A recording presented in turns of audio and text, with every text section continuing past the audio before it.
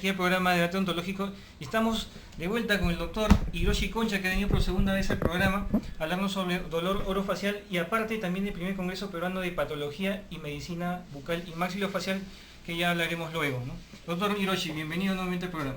Muchas gracias, doctores. Acá siempre muy contento de venir a compartir algo de experiencia con ustedes y ayudando un poco a este trabajo tan interesante que ustedes tienen, que es de difundir el conocimiento para que nuestros colegas, alumnos, estudiantes estén constantemente preparándose. Hiroshi, nos has traído un tema que es el día a día para nuestra profesión, para nosotros los odontólogos que vemos todo lo que es dolor, todos en nuestra consulta todos los días. Para ti, la definición de dolor, ¿cuál sería? Bueno, mira, efectivamente, cuando uno revisa todo lo que es la literatura médica, no solamente en nuestra profesión, vamos a darnos cuenta de que prácticamente casi todas las enfermedades tienen como signo de alarma el dolor. Esto es bastante interesante porque si es que nuestro organismo no mostrara este síntoma de dolor, el ser humano no se daría cuenta que tiene un padecimiento. Nosotros podríamos tener una enfermedad oculta en cualquier parte de nuestro cuerpo y no nos daríamos cuenta. Un claro ejemplo de esto es, todos sabemos que el cáncer, por ejemplo, es una enfermedad que cuando se diagnostica generalmente en un estadio muy avanzado. ¿Pero claro, por qué?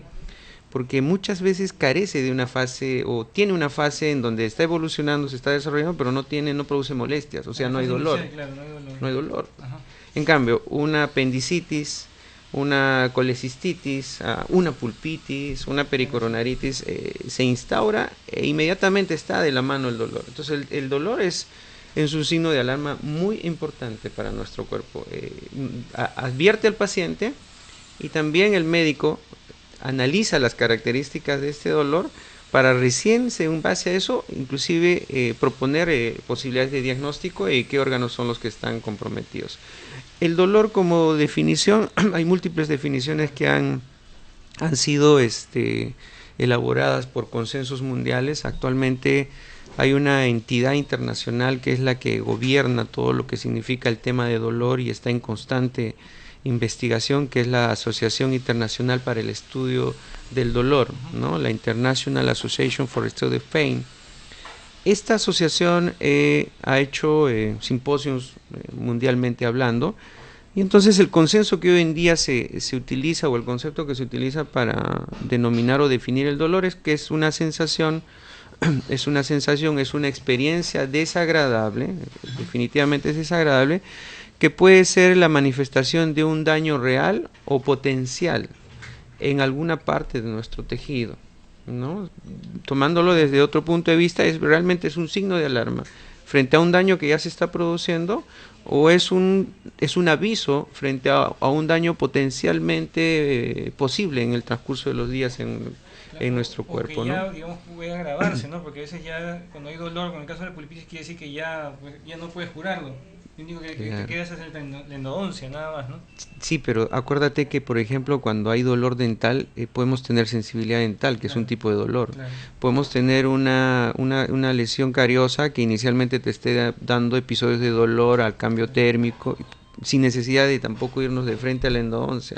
El problema es que cuando ese dolor crónico, intermitente, se transforma en un dolor agudo intenso, ¿no? Esa diferencia de características ya nos da una idea clínica de lo que estamos manejando, y finalmente son dos diferentes tipos de dolor que definitivamente al clínico le ayudan muchísimo para tomar decisiones acerca de qué es lo que está pasando y finalmente también tomar decisiones acerca del manejo que podemos dar, ¿no? Claro, a nuestros pacientes. Sería ideal reconocer estos tipos de dolor, ¿no? Para hacer un buen diagnóstico. Y bueno, hay diversas características que justamente habíamos hablado que nos ibas a traer para diferenciar estos tipos de dolores. ¿Hay características específicas para estos dolores? Claro, mira, este tipo el dolor es uno de los síntomas más complicados de entender y por lo tanto de medir. Cuando un paciente viene con un tumor o con una lesión en la boca, uno examina tamaño, forma, profundidad, ubicación, color, base de implantación. Uno puede analizar muchísimas características utilizando nuestros sentidos, ¿correcto? Pero cuando uno escucha la palabra dolor por parte de nuestro paciente, puede ser cierto o no puede ser cierto. Yo ahorita, por ejemplo, equivocadamente o por engañarte te puedo decir, ¿sabes que me está doliendo la cabeza sin necesidad de que me va? Pero tú me tienes que creer. No lo puedes ver. Entonces, el dolor como tal es un síntoma o es una manifestación clínica muy complicada de entender y de ser medida. Entonces, ¿cuál es la única manera que nosotros tenemos como profesionales de la salud de valorar este problema? Es con una historia clínica completa, un examen clínico minucioso, pero fundamentalmente que el examen clínico vaya orientado a reproducir el dolor. O sea, parte del trabajo que nosotros tenemos que hacer cuando estamos frente al paciente es perfecto. Usted tiene dolor, comenzar a buscar el dolor, reproducir el dolor. Reproducir el dolor es muy ventajoso desde dos puntos de vista. Primero, que uno, voy a ubicar el lugar específico y por lo tanto la etiología. Y dos, voy a poder valorar si es que ese dolor es dolor somático o es dolor neuropático. Es muy importante. Luego voy a explicar cuál es la diferencia desde ese punto de vista entre dolor somático y neuropático. Ahora, ¿cómo valoramos el dolor? El dolor tenemos que valorarlo primero. ¿Qué factores son los que incrementan o disminuyen el episodio doloroso? Hay que valorar el tiempo de evolución que tiene este dolor. Si es un dolor entre los 3 meses de evolución, se dice dolor agudo. Para algunos 3 meses es el parámetro. Más de 3 meses hay que considerarlo como dolor crónico. La mayoría de dolores agudos son muy fáciles de diagnosticar. Los más complicados, los más difíciles de tratar y de diagnosticar siempre van a ser los dolores crónicos, porque son pacientes que vienen de consulta en consulta, han recibido diferentes tratamientos y no siempre han tenido el resultado adecuado. Entonces son pacientes más complicados de manejar cuando un paciente tiene dolor crónico. Luego, ¿qué hay que valorar? La intensidad. ¿Es un dolor leve, moderado y severo? Es un dolor en el día, en qué momento del día se incrementa en intensidad, en la mañana, mediodía, en la noche. El dolor aparece en la noche o desaparece durante el sueño. Por ejemplo, en los casos de neuralgia hay una buena cantidad de pacientes que tienen neuralgia del trigémino que tienen episodios de dolor durante todo el día, pero en la noche, sin causa aparente, desaparece completamente el dolor. No en todos, pero que en algunos. Claro, es una fuente de nociceptiva obvia. Así es. Ahora, otra característica, la frecuencia, ¿no? Si es un dolor constante o es un dolor intermitente, o sea, que tenga episodios de aparición y luego desaparición, ¿no? Entonces, eso más la ubicación precisa, y para la ubicación precisa hay que estimular. Claro, algunos le llaman continuo o episódico, ¿no? O episódico. Hay diferentes terminologías, ¿no? O sea, todos estamos hablando del proceso de diagnóstico. Del proceso de diagnóstico. Todo eso involucra el proceso de diagnóstico. Vayamos a la parte de intensidad. Por ejemplo, para mí un dolor puede ser leve, de repente para ti el dolor puede ser severo. Ajá. Pero ¿cómo más o menos podemos utilizar un criterio común para entender al paciente? Porque el paciente jamás te va a decir, para el paciente el dolor que tiene puede ser tan desagradable que es severo. Pero para mí como profesional de repente he visto dolores más severos, ¿no? He visto pacientes.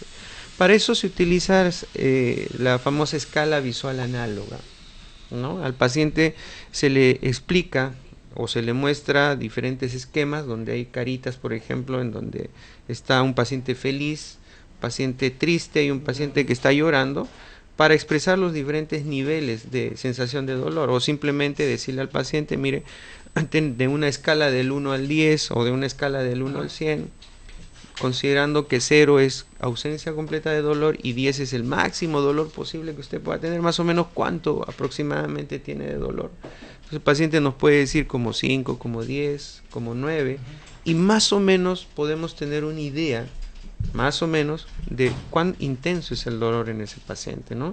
Otra pregunta interesante, ¿no? Es ¿qué medicación, esto es importante, qué medicamento ha estado utilizando para controlar ese dolor? Es una pregunta que yo personalmente hago muy frecuentemente a mi paciente. Pero muchos llegan ya automedicados o han ido a otra consulta, ¿no?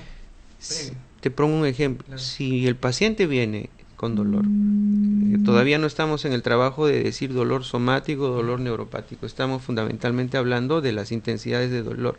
Si el paciente me dice, doctor, tengo dolor y he tomado, y dentro de la receta vemos que ha consumido, por ejemplo, AINES, antiinflamatorios no esteroideos, y el dolor ha cedido parcial o completamente, es casi seguro que ese dolor es somático.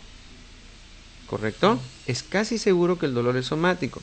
Pero si el paciente dice, doctor, he tomado todo esto, ¿no? Y vemos en la receta de repente, no quiero decir nombres, AINES, de repente paracetamol, ha tomado de repente hasta opioides suaves como el tramadol o codeína, y no ha tenido un control del dolor, y el dolor se mantiene en la misma intensidad, es casi seguro que es un dolor neuropático, ¿no? Entonces, dentro del interrogatorio que se le tiene que hacer a ese paciente, definitivamente es muy importante el antecedente de la medicación como un criterio ya para ir comenzando a entender qué problema probablemente tiene este paciente en cuanto se refiere a su patología. Claro, bueno, los dolores somáticos me imagino que son estructuras, la estructura somática del cuerpo que está dañada, una cosa así, no la parte nerviosa, ¿no? La estructura nerviosa, ¿no? A eso vamos. De repente ya para ir entendiendo un poco esta situación. ¿Cuándo decimos que es dolor somático y cuándo decimos que es dolor? Bueno, desde el punto de vista de la fisiopatología, la clasificación, hay diferentes clasificaciones en lo que se refiere a las formas de dolor. Hay una clasificación que utiliza la parte fisiopatológica en donde el dolor lo clasifican en 3 grupos, ¿no? Uno es el dolor somático o nociceptivo, luego tenemos el dolor neuropático y finalmente el dolor psicosomático, que también existe. Psicosomático. Tenemos el dolor agudo y el dolor crónico, teniendo en consideración el tiempo de evolución, y tenemos el dolor epicrítico y protopático también, que es otra clasificación que los especialistas ¿cómo se llama? En dolor utilizan como clasificación. No nos confundamos mucho, vayamos básicamente a la primera clasificación, que es la más útil, y la segunda por el tiempo de evolución. El dolor somático, para que de repente los que nos están escuchando entendamos o repasemos un poco, es para que exista dolor somático o nociceptivo, tiene que haber inflamación. ¿Correcto? Y si hay inflamación, entonces tienen que haber todos los mediadores bioquímicos que lo que van a hacer es sensibilizar la fibra nerviosa sensitiva y van a inducir el episodio de dolor. ¿Correcto? O sea, cuando yo encuentre un paciente y diga, doctor, tengo dolor, y yo hago el examen clínico y encuentro pues reacción inflamatoria, un absceso, una zona inflamada, o de repente hago percusión en el diente, o hay una caries amplia, ¿no?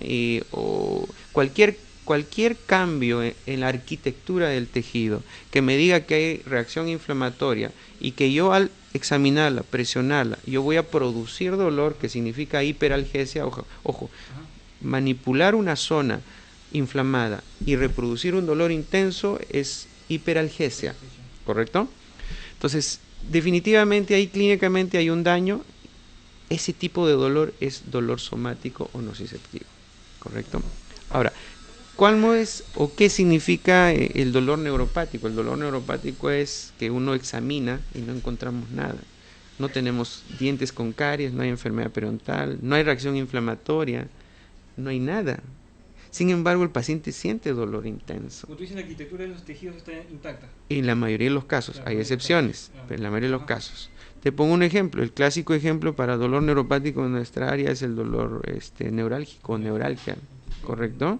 Que el paciente, uno lo examina, el paciente viene llorando en una situación muy crítica de dolor intenso agudo, que le cambia completamente el ritmo de vida, no se higieniza la zona de que está con el problema, no se cepilla los dientes, no puede comer, no puede hablar, no puede ni pasar la saliva.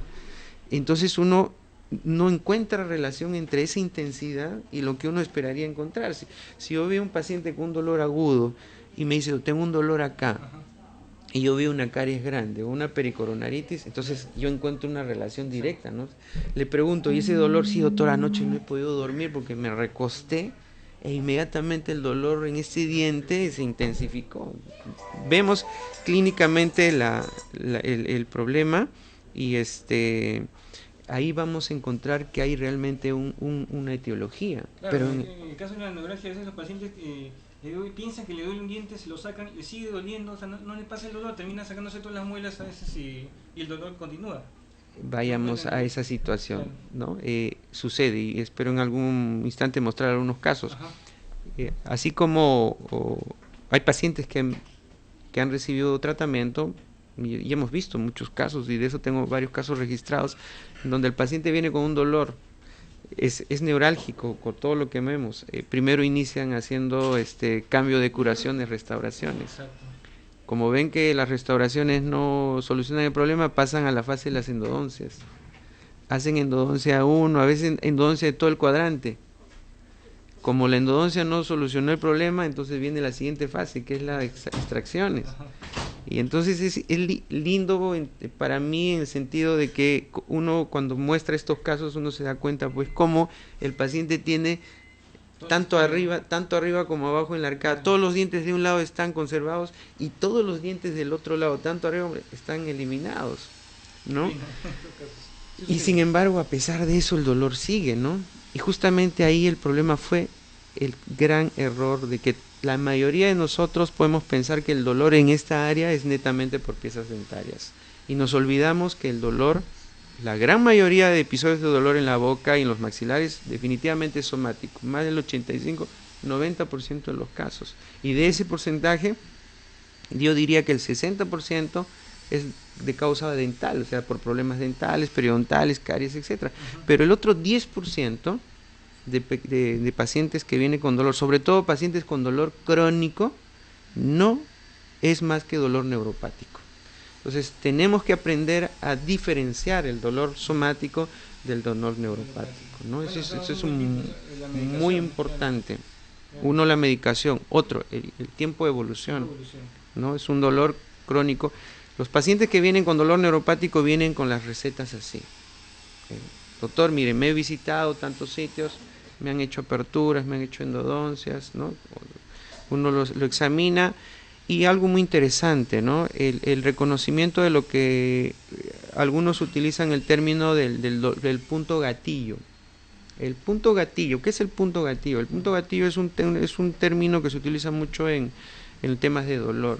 El punto gatillo es cuando nosotros durante el examen clínico, al presionar o al estimular una determinada zona anatómica de nuestro cuerpo, en este caso puede ser la piel, los músculos, el labio, etcétera, o la encía o el diente, al estimularlo, inmediatamente el paciente tiene un cuadro agudo de dolor, que lo va a identificar como realmente como el que efectivamente le está teniendo como molestia principal.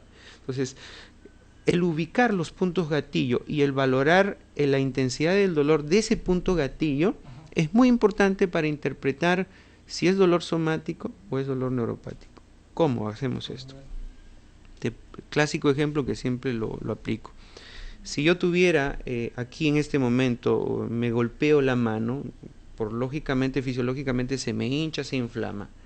Esta mano hinchada, y yo la presiono, voy a sentir dolor. Si la presiono un montón, el dolor va a ser intenso. En este caso, hay una sensibilidad de las fibras por inflamación, ¿correcto? Por lo tanto, el esfuerzo que yo voy a hacer va a ser relativamente intenso en la presión y me va a producir dolor. Es lógico que haya dolor porque hay inflamación. Pero en un paciente que tiene dolor neuropático, uno no tiene reacción inflamatoria y el solo hecho de rozar, raspar o limpiar o tocar, no presionar siquiera, simplemente, ¿no? Como lo que clásicamente dice el paciente que tiene neuralgia: doctor, no me puedo ni rasurar, no me puedo ni afeitar. O en el caso de la mujer: doctor, cada vez que quiero quitarme el maquillaje con la toalla. O doctor, cada vez que quiero ir a lavarme la cara, el simple hecho de que el agua entre en contacto con mi cara, con la piel.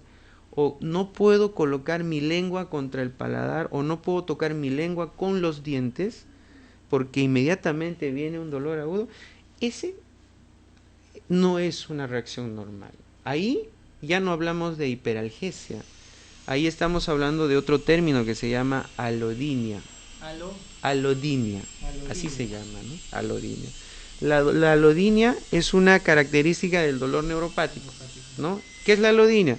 Que es esa experiencia o ese estímulo que normalmente no debería producir dolor en un tejido, al aplicarlo en ese paciente que tiene dolor le produce un dolor intenso. Claro, porque no es una zona inflamada, entonces no debería inicialmente pensar uno que le va a doler, ¿no? A eso se le llama, es el término correcto, es alodinia. Entonces es una diferencia muy importante que el clínico, o nosotros que nos dedicamos a valorar dolor todos los días, tenemos que diferenciar para decir, ¿es dolor somático o es dolor neuropático?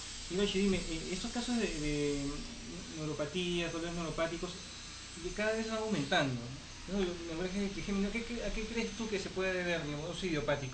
Mira, la neuralgia del trigémino, el dolor neuropático en términos generales, como definición, es un dolor que se produce como consecuencia de una disfunción del sistema nervioso. Puede ser central o periférico, ¿no? En cambio, en el dolor somático, acuérdate, tiene que haber inflamación, mediadores de la inflamación químicos que sensibilizan la fibra y que lógicamente hay un sobreestímulo, ¿no? En cambio, en el dolor neuropático hay una despolarización neuronal sin control, pero por una falla en la función del sistema nervioso. Puede ser central o puede ser periférico. Ahora, enfermedades, existen muchas, ¿no? Enfermedades desmielinizantes, donde la estructura mielínica de la vena fibrosa desaparece y por lo tanto hay una descoordinación de la descarga eléctrica. Pueden haber, frecuentemente se encuentra, no frecuentemente, un 15% de los casos de neuralgia del trigémino se le denomina neuralgia sintomática. ¿Por qué se le llama neuralgia sintomática? Porque encontramos un tumor en base de cráneo, o se encuentra alguna compresión vascular, ¿no? Si recordamos un poquito la parte de anatomía, vamos a recordar que del tronco encefálico emergen los nervios, los pares craneales, ¿correcto? Tenemos el ganglio de Gasser, y alrededor de todas esas estructuras tenemos las arterias que van a irrigar el cerebro y las meninges. Entonces, algunas de estas arterias pueden estar en íntimo contacto con la raíz sensitiva del nervio trigémino, ¿no? Y pueden comprimir, y el latido constante y el golpeteo constante pueden ser uno de las causas en algunos pacientes, no en todos, para que el paciente comience a tener neuralgia del trigémino. La otra causa, ya te mencioné, es la compresión tumoral, ¿no? Todo paciente, sobre todo en pacientes jóvenes, ¿no? Siempre debe llamar la atención cuando un paciente tiene signos de neuralgia del trigémino clínicamente diagnosticada y le sumamos, por ejemplo, disminución de la agudeza visual, o tenemos pérdida de la audición, empieza a complicar otros pares craneales. Cuando hay compromiso de varios pares craneales, ¿no? Tenemos que sospechar en una lesión expansiva en base del cráneo. Y entonces ahí es muy importante que el clínico, miren que el paciente puede venir solamente por el dolor y la neuralgia. Esto es muy interesante. La neuralgia se puede localizar acá en la mandíbula y en los dientes. O sea, el paciente va a buscar al odontólogo, no va a buscar otro especialista, porque el problema está aquí en los maxilares. Sin embargo, si durante el examen clínico, la historia y todo, logramos identificar que ese paciente no solo tiene este problema, si no hay compromiso de otros pares craneales, puede ser la manifestación de un problema que esté sucediendo como consecuencia del crecimiento y el desarrollo de un tumor en la base del cráneo. Claro, si también expansión, digamos, y compromiso de otros pares craneales, también puede haber otros tipos de reacciones como convulsiones, ¿no? Sí, puede haber, claro, dependiendo de la ubicación, hasta hidrocefalia, ¿no? Puede haber hidrocefalia si es que el tumor se ubica en el agujero magno, cerca del agujero magno, y puede haber compresión de las vías donde el líquido cefalorraquídeo tiene que pasar a la médula espinal. A ese nivel se puede producir una hidrocefalia secundaria, hipertensión intracraneal, y entonces pueden haber signos neurológicos mucho más complejos que pueden inclusive llevar a la muerte del paciente, ¿no? Sí, esa es una diferencia. Ahora, una buena parte de pacientes con dolor neuropático no se encuentra una causa precisa de la enfermedad. en una buena porción de pacientes. Uno hace estudios con resonancia magnética, se hacen estudios con potenciales evocados para ver función neurológica periférica, se hace un montón de estudios y finalmente no se logra identificar una verdadera causa del problema, ¿no? Ahora, esta enfermedad, hablando específicamente del dolor neuropático y el más frecuente en la parte bucofacial es neuralgia del trigémino, es muy frecuente, por ejemplo, en mujeres. Las mujeres son más prevalentes para esta enfermedad y es más frecuente inclusive en el lado derecho de la cara, y es más frecuente el quinto 3 y el quinto 2 como ramas principales, ¿no? Claro. Si tú me explicarías o me preguntarías, pero ¿por qué las mujeres y por qué en el lado derecho? No hay una explicación tampoco convincente para eso. Probablemente sea por relaciones anatómicas, claro, por cierta tendencia a la aparición de algunas lesiones que pueden ser más frecuentes en un lado en comparación al otro. Un poco difícil de tienes razón, haciendo la remembranza de los pocos pacientes que yo he visto de la alergia trigéminos han sido mujeres. Sí, la mayoría son mujeres. La mayoría son mujeres, ¿no? Hiroshi, tenías otra clasificación, aparte de lo que es dolor neuropático y dolor somático. La otra clasificación que estábamos comentando era la del dolor, del tiempo de evolución, el dolor agudo y el dolor crónico, ¿correcto? El dolor agudo, hay también ha habido mucha controversia en relación a lo que significa cuánto tiempo tiene que tener el dolor el paciente para decirle agudo y cuánto tiempo tiene que tener para decirlo crónico. Algunos autores decían que el tiempo límite era 1 mes, otros decían 2, otros 3, hasta el extremo de 6 meses, ¿no? Pero el consenso internacional que hoy en día maneja la Asociación para el Estudio del Dolor, la Asociación Internacional, es el periodo de 3 meses. ¿3 meses? Sí. Todo episodio de dolor que sea menos de 3 meses debe ser considerado como dolor agudo. Todo mayor de 3 meses debe ser considerado dolor crónico. ¿Qué otras diferencias encontramos en cuanto a la intensidad? El dolor agudo siempre va a ser más intenso que el dolor crónico. Segunda diferencia, el dolor agudo va a ser más fácil ubicable y reproducible que el dolor crónico. Es más superficial en todo caso. Claro, podría ser más superficial, ¿no? Otra diferencia, el dolor agudo tiene una respuesta mucho más rápida al tratamiento con la mayoría de medicamentos que tenemos, porque en la mayoría de los casos de dolor agudo son dolor somático o dolor nociceptivo, en la que ya sabemos que tiene que haber una reacción inflamatoria. Mientras que en el caso del dolor crónico es mucho más difícil tratarlo, es mucho más difícil ubicarlo y no siempre cede a la medicación convencional. Ahora, poniendo hincapié en eso, si a mí que vengo con un dolor agudo me dan tratamiento y el tratamiento es efectivo y yo me libero del dolor, la pregunta que te haría tal vez sería, ¿tú crees que eso te produciría una secuela emocional que te altere el torno de tu vida, que te produzca depresión y ansiedad y hasta que te lleve a la posibilidad de suicidarte? No. Pero el dolor crónico sí. El dolor crónico puede ser poco intenso, pero desde el punto de vista ya de que el paciente ha buscado múltiples sitios y lugares, uno, que no le han solucionado el problema, ha gastado un montón de dinero en exámenes, en medicación, poco a poco va entrando a un episodio de depresión y ansiedad. Entonces, el dolor crónico sí produce depresión y produce trastornos emocionales que muchas veces complican y hacen que ese paciente con dolor crónico sea difícilmente manejable. A un paciente con dolor crónico, cuando no le solucionas el dolor que ya tiene en tu primera o tu segunda consulta, ese paciente ya no regresa nunca más a tu consulta. Ese paciente está tan deprimido y tan ansioso que a cualquier sitio donde vaya, quiere, espera, ansía que le soluciones y le desaparezcas el dolor de un día para otro. ¿Tú dirías que la intensidad del estímulo y respuesta es proporcional, digamos, cuando tú haces el examen del dolor? Sí. En el dolor agudo. En el dolor agudo, claro, puede haber, ahí sí tal vez podría haber alguna discrepancia en ese sentido, ¿no? Dependiendo del grado de inflamación que haya en el dolor agudo, el dolor va a ser intenso. Okay. ¿Correcto? En el dolor crónico también puede suceder eso, pero ojo, que no hay reacción inflamatoria. Entonces, en el dolor crónico puede ser muy leve o moderado, por ejemplo, una artritis, una artrosis, ¿correcto? Puede producir dolor crónico moderado, que a veces puede ser severo dependiendo de la reagudización del proceso. En cambio, una neuralgia del trigémino, si tiene más de 3 meses, es un dolor crónico ya, ¿correcto? Y la intensidad puede ser mucho mayor que un dolor somático, ¿correcto? Mucho mayor. Y el área dolorosa, digamos, en el dolor crónico podría ser mayor que la zona que lo origina, digamos.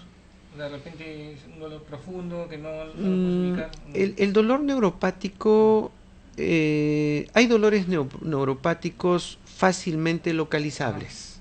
Okay. Fácilmente localizables, como la neuralgia del trigémino. Pero también hay dolor neuropático de difícil ubicación.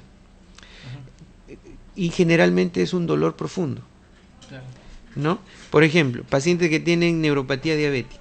Los pacientes con neuropatía diabética tienen dolor neuropático por diabetes, que puede ser un dolor difuso, ¿no? Dolor difuso, el paciente lo describe así, ¿no? Clásicamente los pacientes cuando tienen dolor neuropático difícilmente ubicable son aquellos pacientes que dicen, doctor, el dolor a veces aparece aquí, aparece acá, aparece allá, pero no te dice específicamente dónde se localiza. O sea, cuando un paciente te cuenta su experiencia de esa manera y te dice, el dolor viene aquí, pero a veces se va para acá o viene acá, desde ya ese es un dolor crónico y es un dolor neuropático. En cambio, el paciente que dice, doctor, aquí es, acá. ¿Está segura? ¿No es aquí? No, doctor, es acá. Acá. Ese dolor es más probable que sea somático, o sea, por inflamación, pero también dentro de ese contexto está la neuralgia del trigémino, porque el paciente tiene puntos gatillo específicos donde uno los estimula y el paciente inmediatamente en la consulta hace una crisis dolorosa durante el examen clínico. Claro, es un absceso periapical, no presiona hacia ahí, presiona el dolor, ¿no? Así es. Sí, efectivamente. Muy bien, amigos, entonces nos vamos a una pausa comercial y volvemos con el doctor Hiroshi Concha para dar unos casitos clínicos de dolor facial, orofacial. Ya volvemos.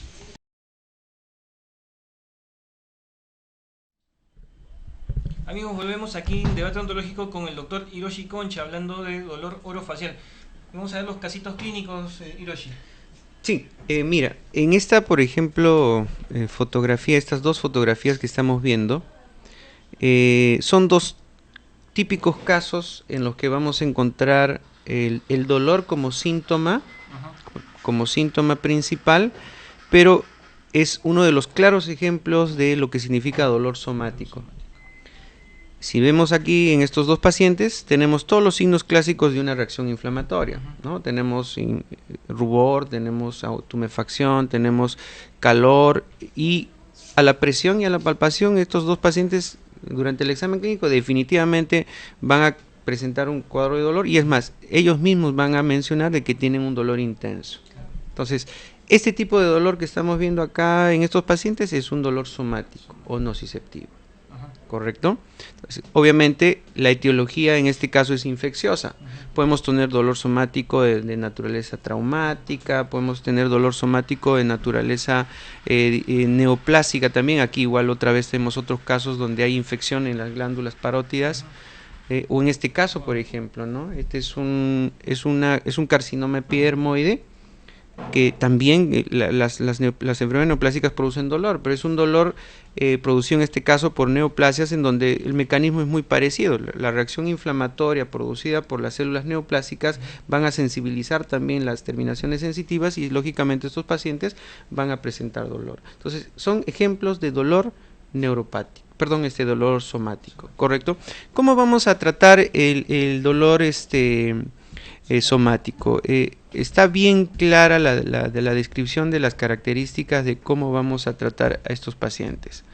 El dolor somático, equivocadamente, y esto es un comentario que quiero poner énfasis en relación a que la mayoría de nosotros cuando salimos de la universidad podemos tener un buen profesor, ese es otro problema, nuestro profesor de farmacología. Podemos tener un buen profesor de farmacología teórico, que nos va a hablar maravillas de los libros, pero no podemos, pero el mejor profesor de farmacología es aquel que conoce de farmacología, pero que trabaja todos los días con pacientes. Día a día, claro, exacto. Ese es el mejor profesor de farmacología. Entonces, ¿qué pasa? No todos los que hemos estado en el pregrado hemos tenido esa capacidad. Yo, por ejemplo, mi profesor de farmacología fue un anestesiólogo. En la universidad donde estudié, en la Universidad Católica Santa María de Arequipa, mi profesor de farmacología, me acuerdo, pues unas clases de 2 horas intensas, pero era un anestesiólogo. Entonces ya entenderás más o menos, uno, la exigencia, y dos, la experiencia que tenía este profesional. ¿Correcto? Entonces, ¿por qué les comento esto? Porque cuando nos enseña un profesor teórico, no necesariamente vamos a aprender lo que nos compete. Entonces vamos a salir con la idea de que el dolor solamente se trata con un analgésico, uno sí, uno yo.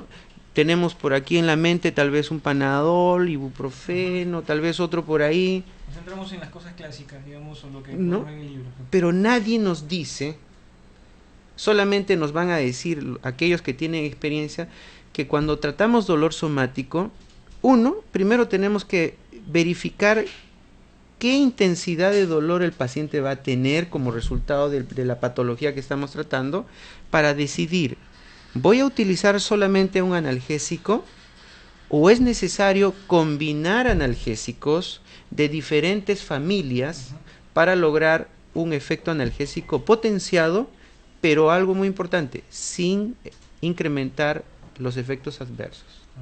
Eso es muy importante. Todos sabemos por farmacología que cuando, por ejemplo, si nos diera ganas de utilizar 2 AINES, o sea, yo, por ejemplo, combino ketorolaco con ibuprofeno, como a veces ha sucedido, a algunos colegas les gusta mezclar. ¿Qué es lo que voy a lograr? No voy a lograr nada. Lo único que tampoco voy a potenciar el efecto analgésico. Lo único que voy a potenciar son los efectos adversos.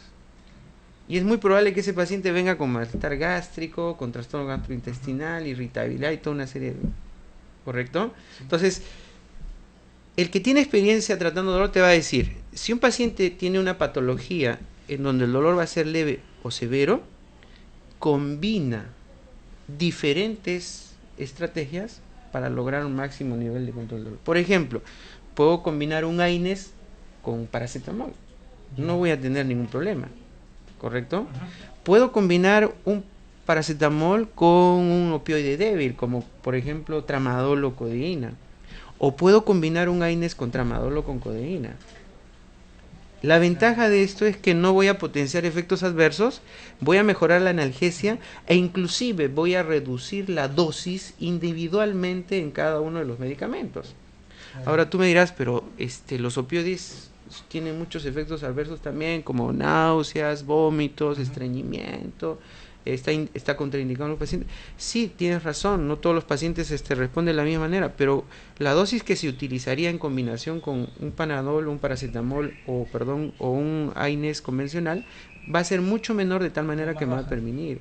Entonces de ahí nace el concepto que se utiliza en el mundo de los que hablan de dolor, de la terapia multimodal. ¿Y un AINES con un corticoides? También puede ser, pero igual, o sea, el riesgo es incrementar los efectos adversos. Claro. Y hay unos esquemas. Nosotros, por ejemplo, sí utilizamos AINES con corticoides, pero estamos utilizando no por tiempo prolongado, simplemente cortos. Y obviamente pensando siempre en proteger aquellas estructuras en que seguramente van a verse lesionadas, como la vía gastrointestinal. Entonces hay que indicar protectores gástricos simultáneamente para justamente tratar de controlar esa posibilidad. Te decía de la terapia multimodal. ¿Qué es la terapia multimodal? La terapia multimodal para el dolor somático es combinar diferentes medicamentos para lograr el efecto deseado, con la reducción de los efectos adversos. Puede ser un AINES con un opioide. A eso que le sumamos medios físicos, o calor, o frío. Física, claro. ¿Qué más podemos asociar? Podemos asociar ansiolíticos. Podemos asociar anestésicos locales y anestésicos locales de aplicación tópica. Podemos asociar infrarrojo, rayo láser, en otros medios utilizan terapia física. Entonces, si tú combinas varias estrategias, tú vas a llegar a obtener lo que el paciente tanto quiere y lo que a veces el profesional de la salud no le interesa, que es lograr controlar al 100% la intensidad de dolor. Claro, por ejemplo, si fuera un herpes simple, podrías medicarle un anestésico tópico, ¿no? Sí, así es. Que también ayude, ¿no? Sí. El problema que tenemos con los amigos, con los colegas es, hacemos el procedimiento, señora o paciente, tómese este medicamento y ya veamos. Muy pocos se preocupan si la medicación que le han dado ha sido realmente la necesaria para que el paciente esté tranquilo. La mayoría de pacientes son tolerantes y a pesar de que no han tenido una satisfacción en su tratamiento, siempre te van a decir, sí, doctor, me ha ido bien. ¿Qué sería lo ideal? Que el paciente le diga, doctor, he estado pero contento, no me ha dolido absolutamente nada. Eso sería lo ideal. Pero la verdad simplemente es que a veces no nos preocupamos ni siquiera de preguntarle si realmente lo que le... El seguimiento, ¿no?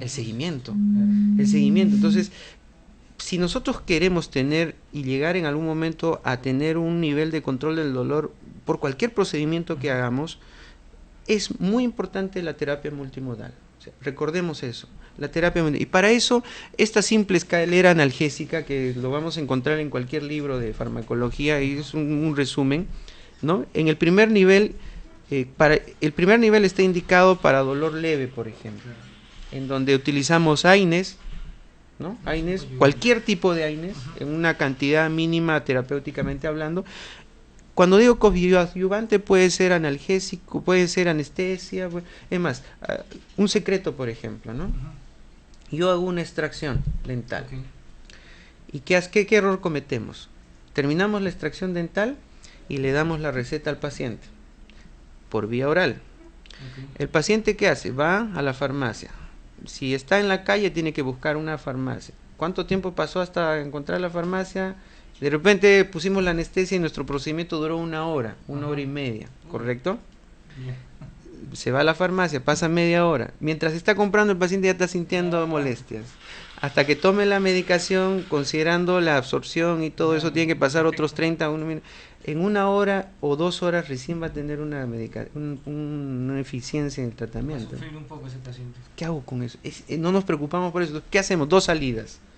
O el paciente puede tomar la medicación analgésica antes del procedimiento, o termino mi procedimiento y no nos cuesta nada colocar anestesia local otra vez en la zona de trabajo. Claro, no nos cuesta más. Lógico. Claro. Para tener esas 2 otras horas extras más de que el paciente esté libre de dolor, hasta que el paciente tome su tiempo de tomar la pastillita y luego esté tranquilo y no tenga ningún problema.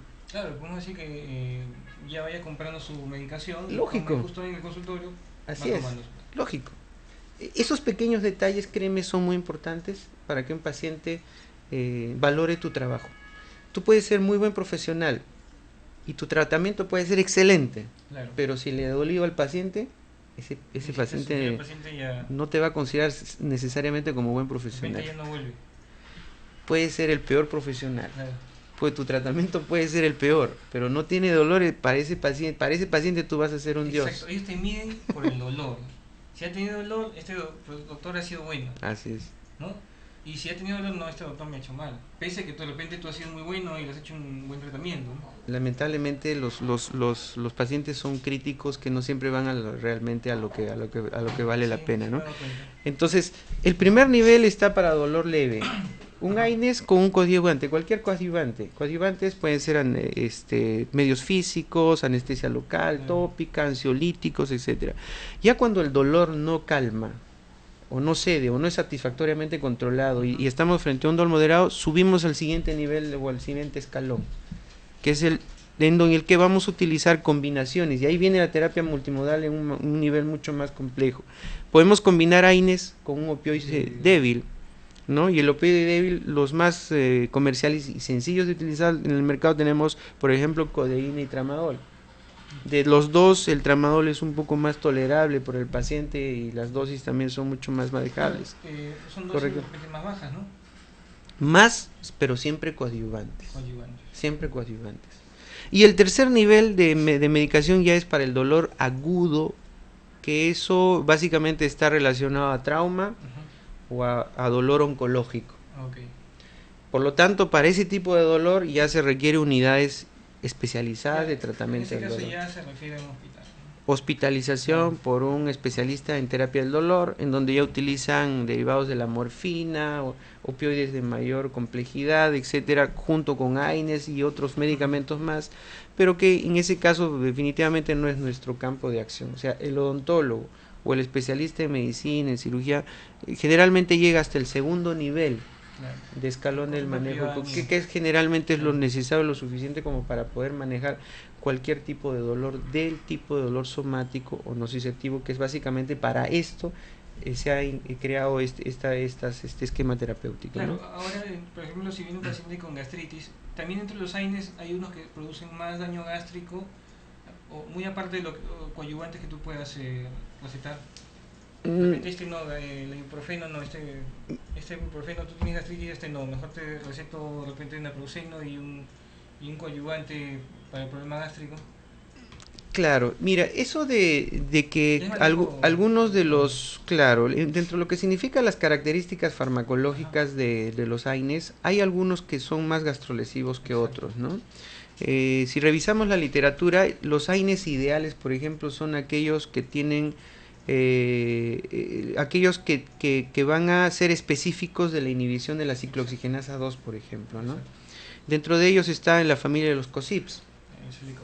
No quiero decir nombres porque de repente van a pensar que estamos haciendo propaganda, pero los genéricos en el mercado, el Selecosib y el Etoricosib, que son los que en este momento en el mercado los tenemos disponibles, se supone que son inhibidores más específicos de la ciclooxigenasa 2. Por lo tanto, son menos gastrolesivos y tienen menos efectos adversos y son buenos analgésicos. Entonces, serían los AINES de elección para el manejo de los pacientes, ¿no? Los menos, con menos efectos adversos. Entonces, pero eso no es un criterio que necesariamente se cumple en todos los pacientes. Claro. Siempre hay que estar pendiente de las complicaciones del paciente. Nosotros que trabajamos en un hospital no podemos recetar eso, hay otras alternativas. Lamentablemente, nosotros estamos muy limitados en eso, ¿no? En nuestros hospitales no tenemos estos medicamentos. Tenemos otros que sí son muy gastrolesivos. Entonces, si estamos en un ámbito en el que la terapia no nos permite darnos el lujo de utilizar estos, entonces juguemos con la clínica del paciente, ¿no? Simultáneamente protejamos el estómago, ¿no? Si no tenemos la capacidad de manejar esto, hagamos la interconsulta de repente con gastroenterología para que no cometamos tal vez intromisión, si es que ese es y si no tenemos experiencia como de razón. Pero si tenemos experiencia, protejamos el estómago de nuestros pacientes, respetemos la terapia, los horarios, etcétera, y de esa manera seguramente vamos a tener pues menos complicaciones en lo que se refiere al manejo de nuestros pacientes, ¿no? Vamos ahora acerca de un ejemplo muy clásico del dolor neuropático, y de repente para algunos profesionales que van a estar viviendo esta conferencia van a tener ciertas discrepancias conmigo, pero para nosotros, por ejemplo, el alveolitis, el dolor producido en la alveolitis es una forma de dolor neuropático. No voy a discutir del mecanismo, de por qué se forma una alveolitis, porque tiene toda una secuela, tiene varias hipótesis, algunas más aceptadas que otras. Vayamos a básicamente explicar por qué un paciente que tiene alveolitis seca dolorosa tiene un dolor tan intenso. ¿Por qué? Porque todas las fibras sensitivas que están involucradas en la estructura ósea del alveolo han sido previamente sensibilizadas por la afluencia de saliva, de bacterias, productos bacterianos, residuos alimenticios, etcétera, y lo que han hecho es producir una inflamación de la fibra nerviosa. O sea, aquí ya no estamos hablando de inflamación del hueso, sino estamos hablando de una inflamación de la fibra nerviosa. Desde ese punto de vista, entonces la alveolitis sería una forma localizada de neuritis, ¿correcto? Y la neuritis ya es una forma de dolor neuropático. ¿Por qué? Porque ya hay una alteración de la estructura de la fibra nerviosa inducida por la reacción inflamatoria. Por eso que el dolor en una alveolitis es un dolor agudo, es intenso, insoportable, a veces más intenso que un simple dolor de dientes, ¿no? Ahora, el manejo es interesante. De repente no nos va a alcanzar el tiempo, pero la colocación de apósitos, ¿no? Este es la famosa pasta triple que en la escuela en la que nos hemos formado hemos aprendido. La combinación de bálsamo del Perú con eugenato y unas hilachas de gasa. Esa combinación lo que va a hacer es la aplicación de eugenol es una forma muy interesante de producir analgesia en forma localizada. Lo que va a hacer es desinflamar la fibra nerviosa de la zona periférica y por lo tanto el dolor va a verse inmediatamente aliviado en estos pacientes. Claro, ¿no te has dado cuenta de unos pacientes que vienen con dolor, una pulpitis y se ponen clavo de dolor? Así es. Fenol. Así es. El mecanismo es netamente antiinflamatorio. Exacto. ¿No? Ahora, el bálsamo del Perú lo que va a hacer es estimular la reparación de los tejidos y estimular el crecimiento de tejido de granulación. Pero bueno, este esquema es muy útil. Inclusive no es necesario a veces colocar o complementar con otra medicación, ni AINES ni ningún otro. Básicamente la aplicación tópica, ¿no? Muchas veces inclusive con un hisopo agarramos el eugenol puro y lo colocamos en toda la cavidad ósea y luego recién va nuestro apósito. Ahora, este apósito hay que cambiarlo cada 2 veces al día, cada dos días hay que cambiarlo, hasta que uno vea que el alveolo ha granulado completamente y el paciente esté completamente aliviado.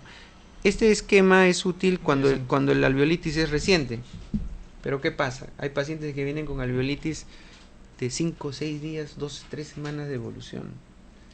Esas alveolitis son más complicadas y a veces este esquema no es suficiente. Claro, porque de repente no han tenido mucha molestia. O sea, han tenido molestia, de repente no le dan mucha importancia, pero después ya empezó a molestar más. Lo que pasa es que sí han tenido la molestia. Claro. El problema es que no los han sabido manejar adecuadamente, ¿no? Casos en donde han colocado eugenato puro, otros cementos quirúrgicos que no siempre ayudan. Entonces viene el paciente con una semana. Basta que el paciente me diga, doctor, este problema lo tengo una semana, para mí es una alveolitis que va a ser difícil de ser manejada. Entonces ahí cambia el esquema de manejo. En esos casos aplicamos esto localmente, pero complementamos con una dosis de 3 días de corticoides. Pues la dexametasona, por ejemplo, como antiinflamatorio para fibra nerviosa es excelente, una vez al día, más altas dosis de complejo B. Es muy importante. Claro, el complejo B. Altas dosis de complejo B. Ayuda a la reparación neurológica también, ¿no? Algunos recetan, digamos, post-extracción, no solamente neurológica, sino en la mucosa, ¿no? Claro. Complejo B, ¿no? Así ahí, es. Ya no te puedo decir, no hablemos nombre comercial. Pero sí lo venden y sí hay casas, laboratorios que te ofrecen este tipo de medicación, ¿no? Tabletas o en cremas, ¿no? Así es. Claro que no sabemos cuál es, pero no decimos. Este caso, por ejemplo, mire, si ves, este paciente viene con un dolor agudo intenso en la mitad de la mandíbula del lado izquierdo, tanto así que no podía ni lavarse la boca. Eso que tú ves ahí son colonias de candida, pero son residuos alimenticios también. Ese paciente tocábamos el carrillo y se quejaba de dolor y tenía un dolor intenso de la mitad de la mandíbula del lado izquierdo. El antecedente, una extracción. Si tú ves ahí una extracción en esa zona, en la zona del alveolo de la pieza 3-7, perdón, y aparentemente había hecho una alveolitis y luego desarrolló haciendo una neuritis del dentario inferior. Entonces ahí ya subimos de nivel de complejidad, ya no es un dolor localizado en el alveolo, sino ya estamos hablando de compromiso de todo el nervio dentario inferior. Entonces ahí el esquema ya no es la pastita ni nada, ahí hay que atacar corticoides más complejo B. El complejo B no en pastillas, por vía parenteral. Parenteral. Puede ser vía intramuscular o si se puede por vía endovenosa. Suficiente con la vía parenteral por vía intramuscular. Algo más fuerte para que... Utilizamos B1, B6 y B12, ¿no? En el mercado farmacéutico tenemos hidroxicobalamina, cianocobalamina, tiamina, son los 3 del complejo B, de todo el complejo B, las 3 vitaminas que neurológicamente nos ayudan muchísimo a este tipo de dolor. Entonces, esa es la condición de la paciente. Hacemos el estudio radiográfico convencional y no encontramos ninguna lesión excepto el lecho alveolar, como ustedes ven ahí de la pieza 3-7, que prácticamente no tiene ningún residuo óseo, porque a veces uno puede encontrar residuos o espículas óseas que también pueden en algunos casos incrementar, ¿no? En este caso no. Le damos el esquema de tratamiento y a los 3 días esta es la boca del paciente, ¿no?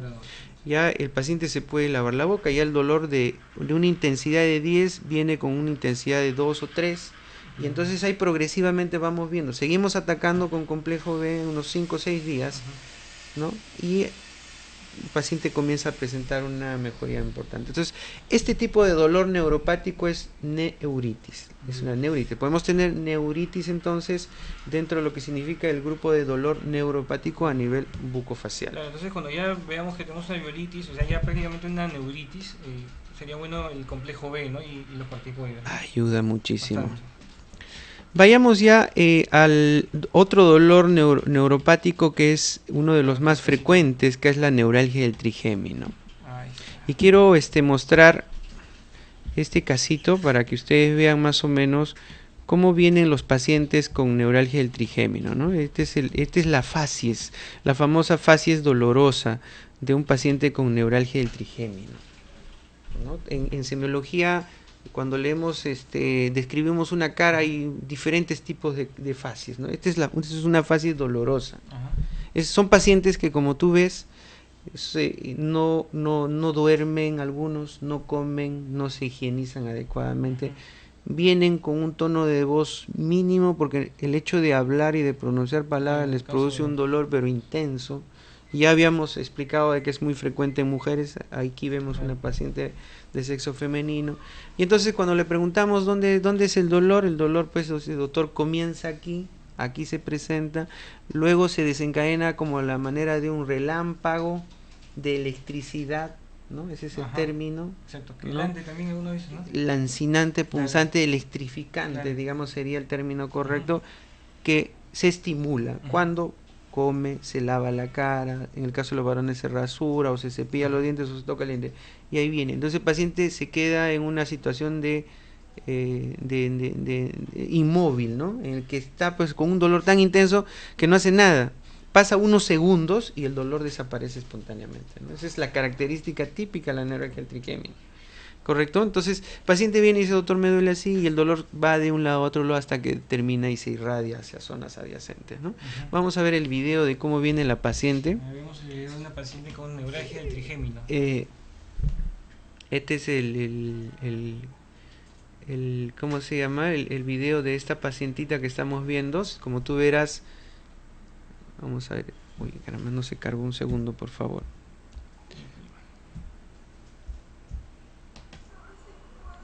Ahí está, miren. Es una paciente que está con el problema más o menos de 2 años de evolución. Nos están narrando ahí que el dolor viene, miren, se va a tocar el labio inferior, y el solo hecho de tocarse el labio inferior le está produciendo en ese momento el punto de alodinia. Frotamos con un hisopo la piel y bien, no podemos ni siquiera tocar, porque al tocar se produce ese dolor lancinante en el paciente, ¿no? Entonces, ese estímulo que normalmente no debería producir dolor, a estos pacientes les produce dolor. Esa es la clásica alodinia. ¿No? Entonces, algunos de los hallazgos que vamos a encontrar en los pacientes vamos a ver un caso de un paciente con masculino para que veas cómo vienen, ¿no? Claro, que son pocos, pero acá vemos Mira este paciente, este caso es interesante, te lo voy a mostrar. Fíjense en las dos fotografías inferiores. ¿Qué te llama la atención? Si nos llama la atención es de que en el lado izquierdo de la cara el paciente viene afeitado, limpio, y en el lado derecho, mira, no se ha afeitado e inclusive tiene la descamación de la piel. ¿Y por qué? Porque este paciente puede hacer muy bien su higiene en el lado izquierdo de la cara, pero no lo puede hacer en el lado derecho. La lengua y el estado de conservación de las piezas dentarias siempre va a ser deplorable en el lado en el que hay el dolor, y en el lado en que no tiene dolor, si uno ve pues una boca limpiecita, sin acumulación de sarro, etcétera, ¿no? Ya ha perdido varios dientes en esa zona. Sí, miren la lengua ese. Saburral, no se cepillan, ¿no? Algunos van a la medicina naturista, se echan violeta de genciana, van a un montón de sitios, ¿no? Mire, esta boca, por ejemplo, es interesante. ¿Qué te llama la atención acá? ¿No? El lado izquierdo está limpio, el lado derecho está sucio. ¿Y por qué? Porque el paciente tiene neuralgia del trigémino en el lado derecho, inclusive ya le han extraído algunas piezas dentarias en la mandíbula. Bien claro, ¿eh? Bien Clarísimo, claro. clarísimo para que veamos, ¿eh? La acumulación de placa como consecuencia de que el paciente pues años o meses no se hace una higiene cuidadosa en la boca, ¿no? Entonces son algunos hallazgos que encontramos. Vamos a ver otros casitos. Este casito, a ver, vamos a ver. Puede haber compromiso de las 3 ramas, como en este caso. El paciente viene, tiene compromiso del quinto 1, compromiso del quinto 2 y quinto 3 simultáneamente. Entonces, basta que un paciente para nosotros tenga, sea joven, paciente joven, menor de 40 años, que tenga manifestaciones en varios pares craneales, más neuralgia del trigémino, o tenga compromiso de las 3 ramas del trigémino, y es un indicio para pensar en una lesión expansiva o una lesión base craneal. Claro. Es un criterio que nosotros en ese momento tenemos que valorar para recién pedir estudios tan importantes como una resonancia magnética. Resonancia magnética de base cráneo o de cerebro, y ahí no es raro encontrar algunas lesiones. Mira la boca de esta paciente, como te decía en el ejemplo, ¿no? Clásico. Tiene la mitad izquierda todos los dientes y la mitad izquierda todos y la mitad derecha sin dientes. Y ese es lamentablemente, y espero que esta entrevista que estamos teniendo en esta oportunidad sirva para que todos los que nos dedicamos a este campo, bueno, todos los que somos odontólogos en general, tengamos muy en cuenta esto, ¿no? De que siempre vamos a estar frente a dolor somático agudo, pero va a haber por ahí algún caso en el que si no lo diagnosticamos adecuadamente vamos a cometer errores en el diagnóstico y como consecuencia vamos a producir todos estos problemas. No, Hiroshi, gracias por culturizarnos, por enseñarnos estos tips, ¿no? Y estos casitos clínicos que nos van a ayudar a todos, sobre todo los de la consulta privada, ¿no? Que no tenemos, la frecuencia de ver todos estos casos de forma común, ¿no? Son raros, pero pueden llegar. Así que no está mal ver esto. ¿Qué casito es? Este, por ejemplo, mira, no sé si podamos verlo en la televisión, es un caso interesante. Es una paciente que viene de provincia. Te comento, tiene más o menos el problema, un dolor agudo, intenso, ya con todas las características de neuralgia, de más o menos unos 9 meses a un año de evolución, ¿no? Los puntos rojos que hemos punto son los puntos gatillo. El compromiso entonces es el quinto 1, ¿correcto? Del lado derecho. Pero la historia es interesante porque esta paciente viene con esta radiografía. Doctor, este dolor lo tengo hace mucho tiempo. Me comenzaron a hacer tratamiento de endodoncia en las molares inferiores, no controlaron el dolor, comenzaron a hacerme entonces endodoncias y luego me hicieron extracciones, ¿correcto? Como el dolor no cesaba, me hicieron endodoncias en esos 4, y estamos viendo endodoncia en el incisivo lateral inferior canino y las 2 premolares del lado derecho. Claro. Y cuando vino a la consulta, ya la habían preparado a esta paciente para seguir extrayendo esos 4 dientes más. Claro, yo acababa seguro extrayéndose todos los dientes con endodoncia. ¿No? Pero eso no es lo interesante de este caso. Lo interesante es de que este caso, cuando comenzamos a manejarlo, no tuvo una respuesta tan rápida a la medicación que habitualmente utilizamos y el dolor se mantenía, y eso ya me llamó la atención. Entonces le pedimos una resonancia magnética a esta paciente y mira lo que encontramos en la base de cráneo. Y esta es la forma de neuralgia del trigémino sintomática.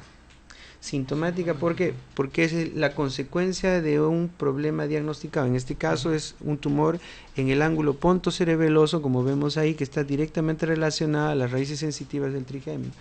Que yo sepa, el diagnóstico fue un meningioma.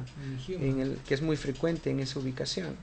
Entonces, interesante este caso porque cómo una enfermedad neurológica que se produzca en el sistema nervioso central se puede manifestar a nivel bucofacial, ¿no? Yo cada vez que presento este casito siempre hago esta reflexión, ¿no? De que en la boca y los maxilares o la mucosa bucal llega a ser en algún momento el espejo para ver múltiples enfermedades en diferentes partes de nuestro cuerpo.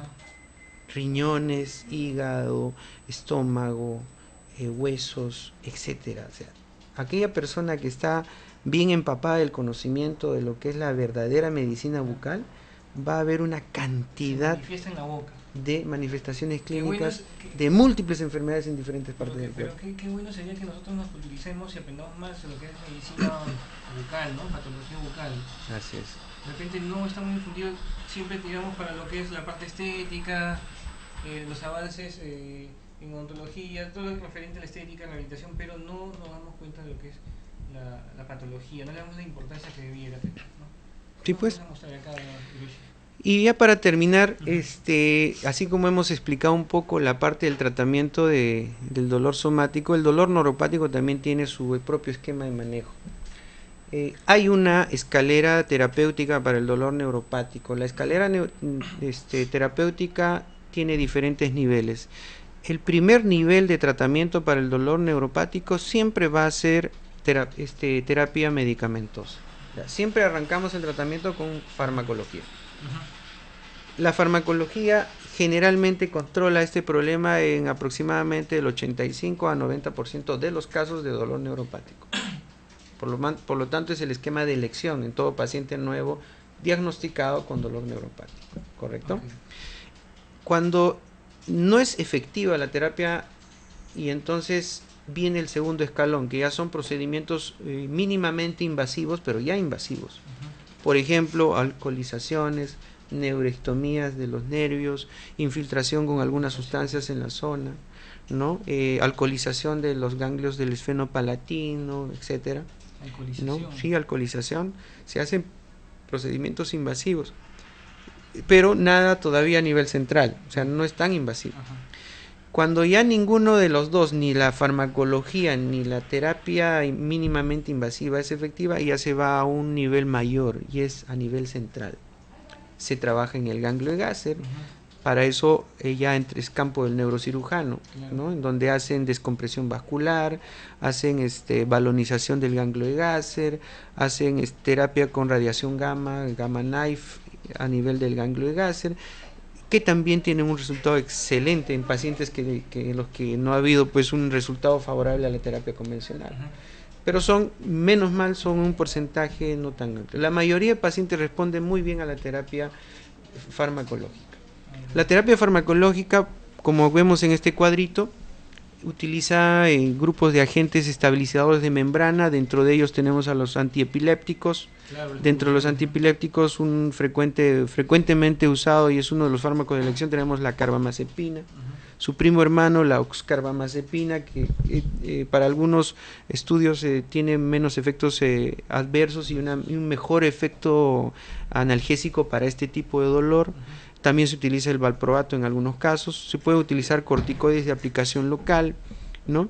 Y dentro de los fármacos que son inhibidores de las vías de transmisión del asta dorsal, tenemos algunos antiepilépticos como la gabapentina, ¿no? o la pregabalina, que son fármacos que también nosotros frecuentemente los utilizamos para el manejo. Eventualmente la asociación con amitriptilina o algún otro antidepresivo tricíclico simultáneamente puede darnos un mejor efecto analgésico en esos pacientes.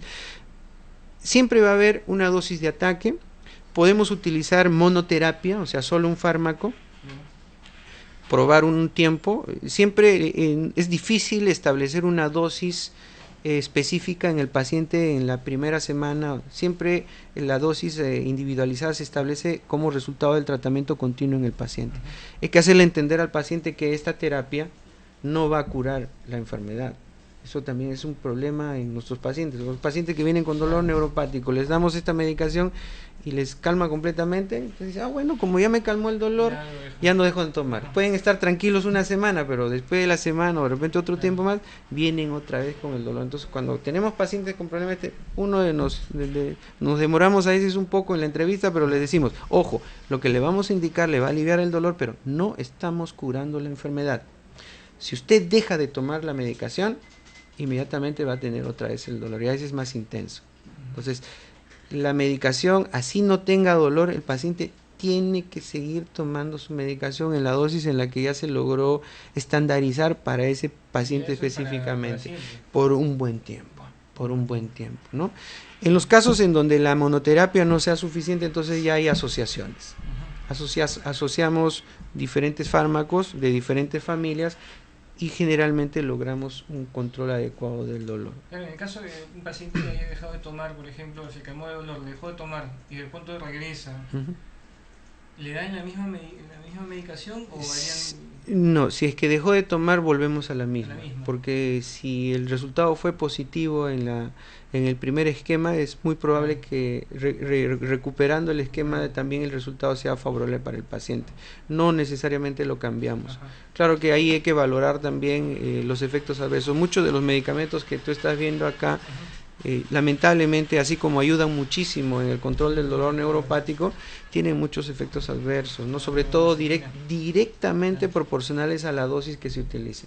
Cuanto mayor dosis se utilice, más efectos vamos a tener, ¿no? El paciente, y eso también es idiosincrático. Un paciente podemos utilizar una dosis y el paciente es feliz, en otro paciente la misma dosis lo tira al piso, ¿no? Vienen somnolientos, temblorosos, decaídos, paran durmiendo por todos lados, no están ubicados en el espacio, a veces están medio idos por ahí. Eso se va probando, ¿no? Claro que sí, claro que sí. Tiene que hacerse una terapia individualizada y eso la única manera es en el control continuo del paciente que debemos tener. No hay otra forma de establecer. Y es importante que el paciente también vaya a los controles. Claro que sí. Estos pacientes necesitan controles periódicos. Hay que establecer la terapia en forma periódica. No podemos olvidarnos del paciente. Si el paciente está tranquilo y ya no le duele, no significa que ya se perdió. No. Hay que estar pendiente de nuestros pacientes y es lo más correcto. Eso es lo que se tiene que hacer en este grupo de pacientes, ¿no? Sí, Hiroshi. Ya para culminar, háblanos del congreso que estás patrocinando, ¿no?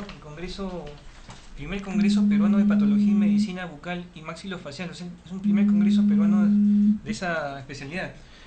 Sí, gracias más bien por la posibilidad que nos das también para poder compartir este congreso con los colegas que están escuchando esta presentación.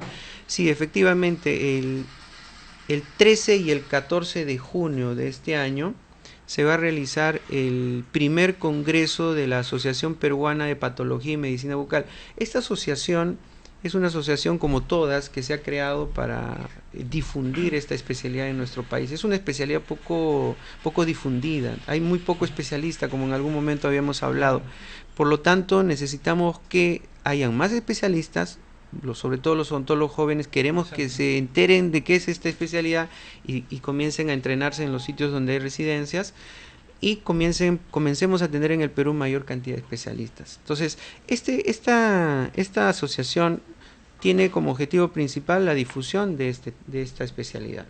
De tal manera que, por ejemplo, cada mes hacemos reuniones académicas, ¿no? En este caso, el laboratorio Grunenthal es un laboratorio que nos ayuda mucho. Por ejemplo, este jueves 22 de abril tenemos una sesión. Cada mes tenemos una sesión clínico-patológica, a la cual todos están invitados. El que quiere ir puede ir y no necesita pagar ni un solo sol. Las presentaciones son gratuitas en la sesión clínico-patológica. Este congreso que ustedes están viendo acá, que estamos viendo en el afiche, es el primer congreso y que está siendo organizado en conjunto con la Asociación Peruana de Radiología Bucal y Maxilofacial.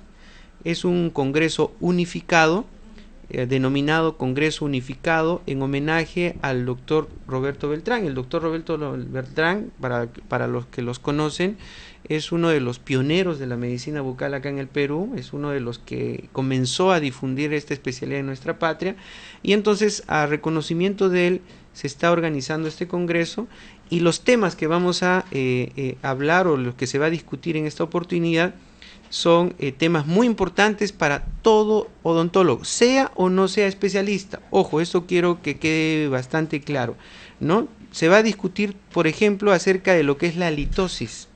La litosis, que es un problema muy prevalente en prácticamente todos los pacientes. Exacto, y muchos vienen por resolver ese problema, ¿no? Y el odontólogo tiene que saber en qué cómo se diagnostica y cómo se soluciona estos problemas, ¿no? La mayoría de los casos se soluciona con profilaxis, curar con caries, pero hay otros pacientes que les hace todo, igual tienen halitosis. Entonces hay otros factores que hay que analizar, ¿no? Vamos a hablar acerca de, o se va a tocar los temas sobre los avances imagenológicos. La Asociación Peruana de Radiología Bucal y Maxilofacial va a tocar temas muy importantes y va a poner énfasis acerca del uso, por ejemplo, de la tomografía con BIM, que es la tomografía odontológica, para el diagnóstico de todas las patologías que pueden involucrar a todas las especialidades: endodoncia, periodoncia, implantes, para cirugía, para medicina, para ortodoncia. Entonces sería interesante que todos los especialistas vayan a estas conferencias de radiología también, porque se van a poder enterar de que la tecnología hoy en día está disponible para ellos para poder mejorar sus diagnósticos y por lo tanto plantear tratamientos radicales y adecuados. Tenemos también vamos a hablar acerca de dolor, aprovechando esta conferencia que hemos tenido. Lo que hemos hablado ahora es prácticamente un preámbulo. Un bocadito, nada más. Este día, cuando vamos a hablar un montón de casos clínicos, tú mismo vas a hablar sobre eso, así es, vamos a discutir acerca de esto y les voy a presentar una cantidad muy inmensa de casos de diferentes tipos y el manejo que hemos aplicado en cada uno de ellos, tanto de dolor somático como de dolor neuropático. Finalmente, también el doctor Wilson Delgado va a tocar el tema de serostomía, que es otro tema también importante, ¿no? En algún momento había escrito en mi Facebook acerca de que podemos tener grandes especialistas en el medio nacional y mundial, ¿no? Yo todos los días veo unas rehabilitaciones formidables, estéticas, unas carillas, unos implantes que se me cae realmente la mandíbula, qué belleza. Pero nos hemos puesto a pensar si esa infraestructura que estamos construyendo para rehabilitar a nuestros pacientes va a ser duradera en el tiempo, si el medio en el que estamos trabajando realmente va a permitir el éxito en el tiempo de todos esos tratamientos. Yo creo que mucha gente no se preocupa tanto en este caso. Entonces, ¿qué es lo ideal? Lo ideal es, primero, conocer el medio en el que yo estoy trabajando. Si ese medio está alterado, tengo que hacer algo por recuperarlo, ¿no? Exacto. Y luego de que lo he recuperado, entonces recién le pongo la mascarilla, el armazón, la infraestructura funcional, que en este caso van a ser los dientes, que nos va a dar una capacidad masticatoria, una vista estética excelente, pero que si lo sumamos a la parte fisiológica, en este caso la saliva, que créeme que vamos a tener un paciente feliz, contento, y sobre todo su tratamiento con ese mejor material que le han podido colocar va a durar muchísimo tiempo. Entonces es algo que, como había dicho, independientemente de la especialidad que tengamos, el odontólogo está en la obligación de conocer profundamente el tema de halitosis y el tema de serostomía, para manejar esas condiciones en sus pacientes y de esa forma poder dar tratamientos mucho más. Es multidisciplinaria. Así es. No puede trabajar solamente uno solo. Claro. Todas las especialidades sin intervenir, ¿no? Claro, independientemente de ese esquema multidisciplinario, hay temas que todos tenemos que conocer, como por ejemplo o sea, tengamos o no tengamos especialidad. Es un hecho. ¿No? Seamos muy experimentados con muchos años, o seamos estudiantes, con mayor razón los estudiantes. Los estudiantes, yo diría que están casi obligados a asistir a escuchar estas presentaciones. No, esto es un tema importantísimo: halitosis, serostomía, manejo del dolor, ¿no? Y aparte la parte de imaginología, que es importante, que no solamente todo es rayos X, sino ya la tomografía ha entrado con bastante fuerza. Claro. Entonces, les recuerdo simplemente, entonces es el 13 y 14 de junio, la sede va a ser el Hotel Sol de Oro, ¿no? Las inscripciones están en el afiche que están siendo mostrado en este momento, ¿no? Ahí está el número de cuenta del banco de crédito también, en el que pueden hacer el depósito de las inscripciones, y el voucher lo pueden enviar escaneado al correo de gabriel.flores.m@upch.pe, que es el encargado del registro de las calificaciones. Y si en el caso no lo pudieran hacer, pues ustedes también pueden ir el mismo día del congreso, los vamos a recibir con los brazos abiertos y vamos a poder disfrutar de 2 días de intensa discusión clínica, patológica, y también vamos a hacer una revisión de los avances en lo que se refiere a imagenología. Muy bien, Hiroshi. Muchas gracias por haber venido y culturizarnos cada vez más sobre lo que es patología y medicina oral. Muchas gracias por venir, por contribuir con nosotros, amigos. No, gracias a ustedes. Gracias a ustedes. Gracias, Hiroshi. Entonces, amigos, nos vemos el próximo miércoles a las 6 aquí en Debate Ontológico con otro tema interesantísimo. Nos vemos. Chao. Hasta luego.